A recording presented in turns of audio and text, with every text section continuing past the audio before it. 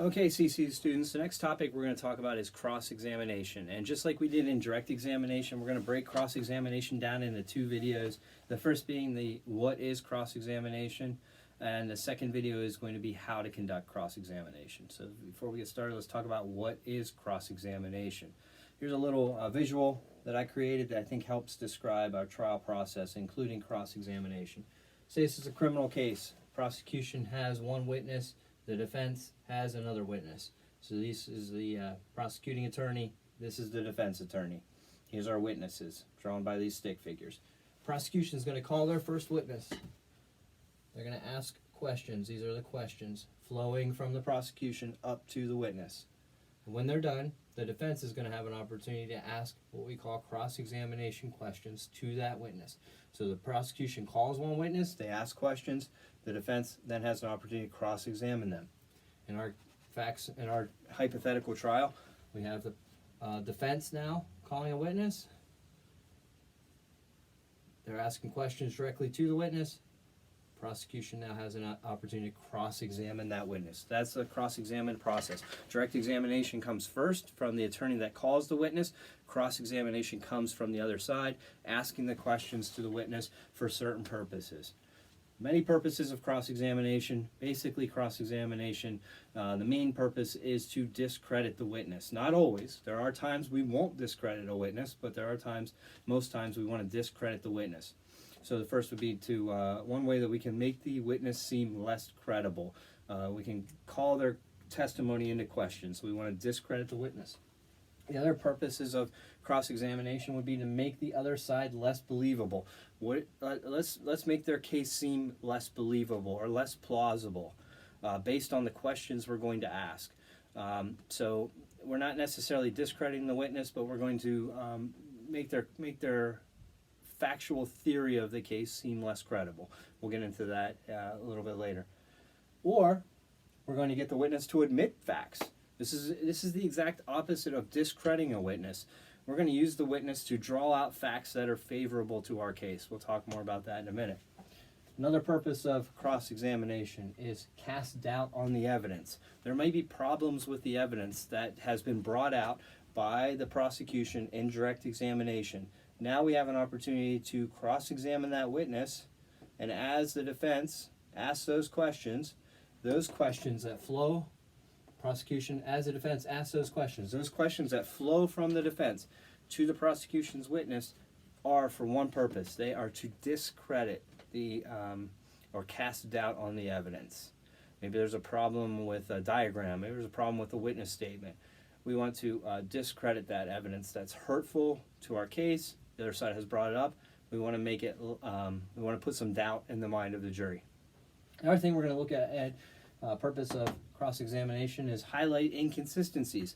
There may be inconsistencies in a witness's statement and their testimony. It happens sometimes. A witness has something written in their written statement. They get up and they testify, and their testimony is not consistent with their witness statement. So we're going to highlight inconsistencies. So those are our general purposes of cross-examinations. How do you prepare for cross-examination? Well, cross-examination preparation occurs long before the trial. It occurs in the work that you're doing right now in your mock trial class, getting ready for preparation of your trial. One of those big things is preparing your ante charts, where you're finding things that are helpful for the prosecution, helpful for the defense, and helpful that are interesting. Those facts that are helpful to whatever side you're assigned to are facts that you want to draw out on cross-examination. So you want to know which facts help or hurt your case. The only way you're going to know that is by putting those facts on your ante chart. Okay, so that's one way you prepare. The other thing is, once we get to the trial, we're going to listen to the witness. We're going to listen to the witness's testimony, and we're going to listen for them to say those things that either help or hurt our case, so that we can begin to prepare for those in cross-examination. You know, this might be an adverse witness. This might be, you might be on the prosecution side, and this might be a witness called by the defense to help their case. But they may bring out facts through their testimony that actually helps your case. You want to note that. They're also going to bring out facts that hurt your case. You want to note that as well and be prepared for that and get ready to ask questions about that. So we're going to listen for the witness to testify.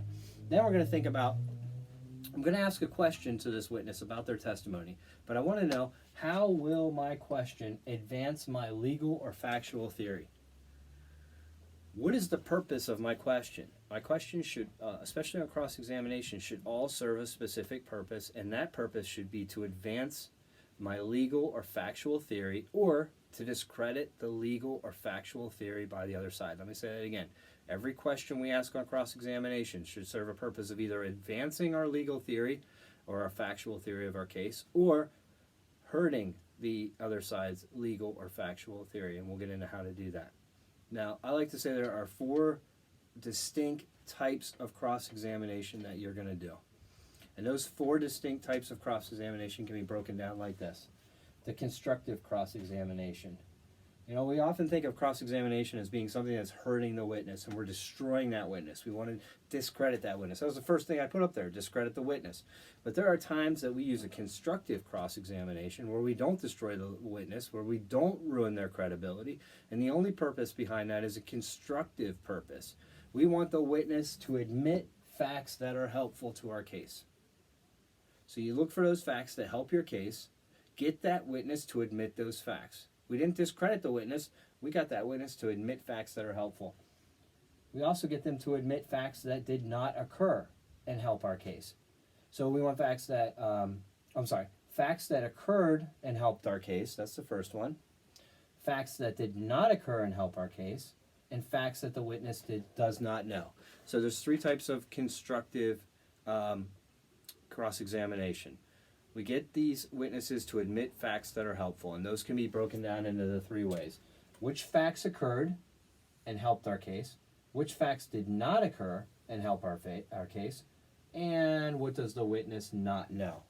Those are all types of questions that are constructive cross-examination that don't do anything to ruin the witness's credibility. We just get them to admit things that occurred and helped our case, things that did not occur and help our case, and things that the witness does not know.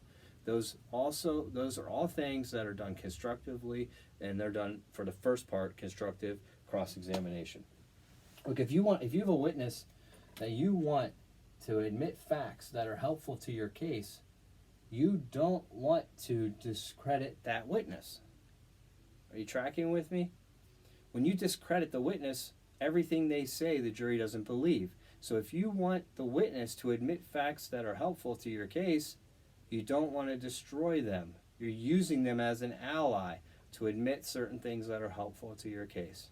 So that's the first one, constructive cross-examination. The next one is, well, witness, thank you for your honest but mistaken testimony. Sometimes witnesses will give testimony that's mistaken, and they are honest about their mistaken belief. They just are incorrect. They aren't necessarily lying, because in their brain they think that they saw something the way they saw it. They're just mistaken. So we want to thank them for their honest. They're being honest. They believe that this actually occurred the way they're testifying, but they're mistaken. And so we're saying thank you for being honest, but you're mistaken in your testimony. Really haven't destroyed them either, have we? Third one is the destructive cross-examination. This is the most typical one that I think when you think about what you want to do in cross-examination is you're thinking about destroying the witness. You want to catch them in the lie. This does not happen very often in cross-examination. In fact, I've done a lot of cross-examination in my career, and most of the cross-examination I did was constructive cross-examination, where you get witnesses to actually admit your case for you. These where you're using the destructive cross-examination, this is dropping a hand grenade right in the middle of the witness's testimony, trying to destroy everything they're saying. You're basically calling the witness a liar. Now, you have to be careful about this, because people lie in general because they have an emotional, financial, or other interest in the outcome of the case. All right? So you want to ask yourself, is this witness just mistaken? They're honest, but they're mistaken? Or are they out and out lying? And if you do believe they're lying, what is their financial, emotional, or what is their interest in lying? Why are they lying? If you can't answer the question as to why they're lying, then I would hesitate to call them a liar.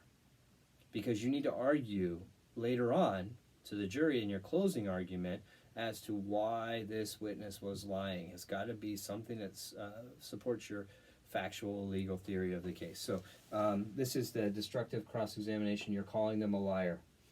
The last one is our quote-unquote really cross-examination.